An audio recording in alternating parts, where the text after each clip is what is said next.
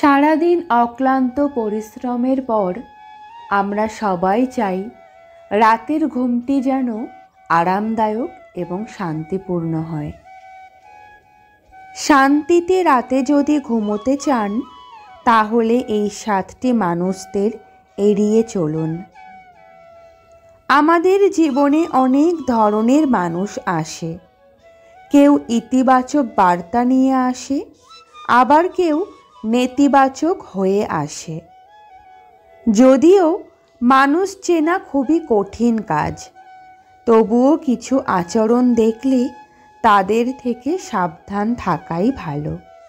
এরা আপনার আত্মবিশ্বাস কমাবে, আপনার ব্যক্তিগত জীবনে উদ্বেগ বাড়াবে।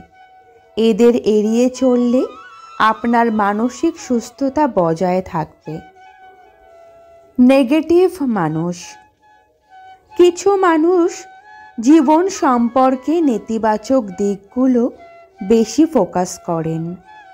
তারা আপনার উদ্বেগের মাত্রা বাড়িয়ে তুলতে পারেন, তাই এদের এড়িয়ে চলুন। বিচারযোগ্য মানুষ। কেউ সমালোচনা করতে পছন্দ করলে তাকে এড়িয়ে চলুন।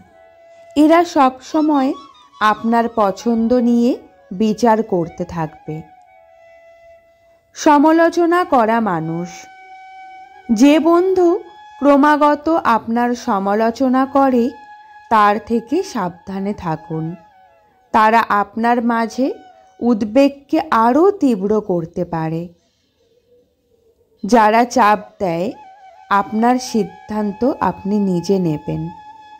এ নিয়ে কেউ চাপ দিলে আপনার ওপর নেতিবাচক প্রভাব পড়বে। তিল থেকে তাল। কিছু মানুষ তিলকে তাল করতে ভালোবাসেন।